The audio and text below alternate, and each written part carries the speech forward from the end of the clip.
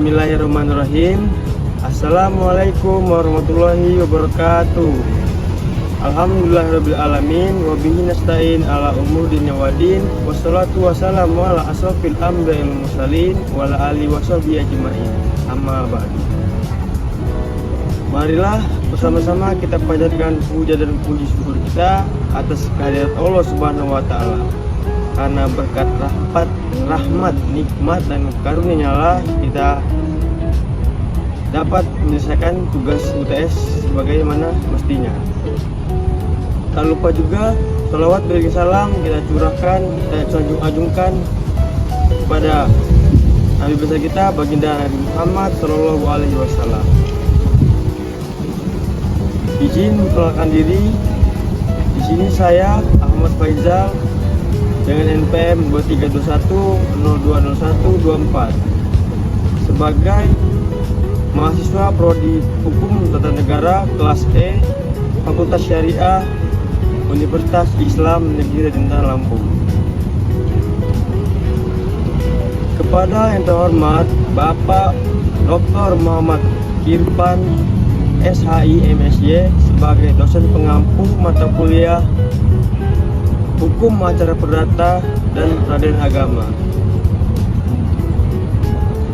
Baiklah, di sini saya ingin sedikit menjelaskan makalah dari kelompok 2 yang berjudul Surat Kuasa dan Gugatan.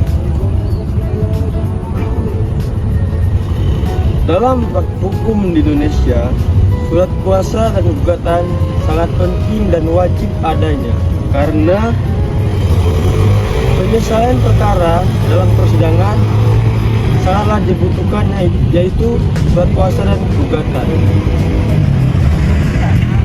Gugatan sebagai pintu masuk bagi hakim untuk memeriksa suatu sengketa, dan juga surat kuasa sebagai dasar kewenangan bagi kuasa hukum untuk mewakili klien dalam persidangan. Tanpa adanya gugatan, hakim tidak dapat memeriksa perkara sesuai asas nemo judex sine actore. Tidak ada hakim tanpa penggugat. Tanpa surat kuasa yang sah, advokat tidak dapat mewakili kliennya dalam acara perdata di Indonesia. Oleh karena itu, keduanya saling berkenalan dan wajib dipahami oleh praktisi maupun kuasa hukum. Baiklah, masuk ke dalam pembahasan. Yang pertama itu ada pengertian surat kuasa.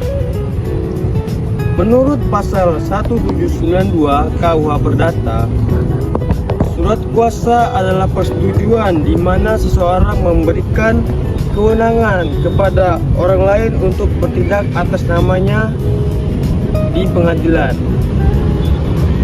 Dan juga beberapa kali menyatakan seperti surat kuasa adalah memberi kekuasaan untuk melakukan tindakan hukum. Yang kedua ada dari Abdul Qadir Muhammad. Surat kuasa lahir dari unsur kepercayaan. Dan yang terakhir ada dari Sudipto Murtokusumo yang menyebutkan bahwa surat kuasa adalah bagian dari representasi hukum di pengadilan.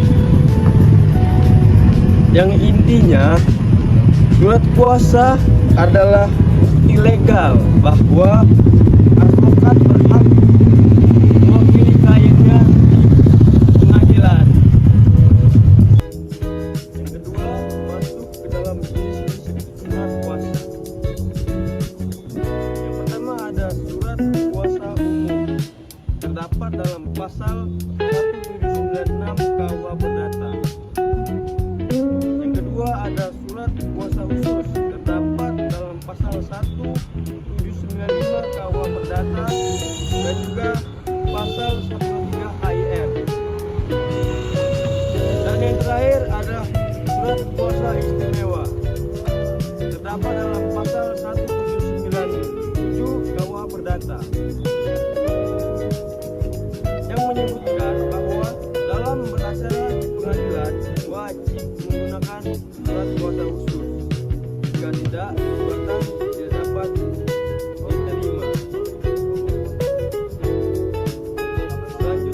pada pengertian dari gugatan. Gugatan adalah tindakan hukum untuk menuntut hak melalui pengadilan ketika hak seseorang dinyatakan dilanggar. Secara karakteristik, surat gugatan bisa diajukan kepada pengadilan yang berwenang, kemudian menjelaskan siapa pihak yang bersengketa, lalu berisi tuntutan dan dasar hukumnya, dan umumnya tertulis. Para ahli seperti Emilia Harahap, Sumo, dan Suzuki menegaskan bahwa gugatan dibutuhkan agar pengadilan bisa memberikan perlindungan hukum bagi pihak yang dirugikan. Setelah yang keempat ada hubungan antara kuasa dan juga gugatan. Dalam makalah ini dijelaskan bahwa hubungan keduanya bersifat simbiosis dan tidak dapat dipisahkan. Gugatan dokumennya substansial, sedangkan surat kuasa dokumen formal atau legal standing. Gugatan menjadi dasar hakim memeriksa sengketa. Kuasa menjadi dasar hakim menjadi dasar kuasa hukum bertindak. Gugatan tanpanya perkara tidak dapat berjalan, sedangkan kuasa tanpanya advokat tidak memiliki wewenang. Contoh kasus nyata yaitu di PN Bandar Lampung. Gugatan kualifikasi ditolak karena surat kuasa yang dilampirkannya hanya berisi kalimat mengurus segala kepentingan hukum tanpa perincian kewenangan menggugat. Artinya, surat kuasa tidak memenuhi syarat surat kuasa khusus sehingga gugatan tidak dapat diproses lebih lanjut. Ini memperlihatkan bahwa gugatan yang baik pun akan gagal jika surat kuasanya harus komplit. Setelah kesimpulannya, dari pemaparan makalah dapat disimpulkan bahwa gugatan adalah instrumen utama untuk menuntut hak pengadilan perdata. Dua, surat kuasa adalah dasar formal program advokat. Keduanya saling melengkapi. Gugatan tanpa surat kuasa putus solusi tidak diterima. Hubungan keduanya mencerminkan arus kepastian hukum dan perlindungan hak warga negara sesuai pasal 28 ayat 1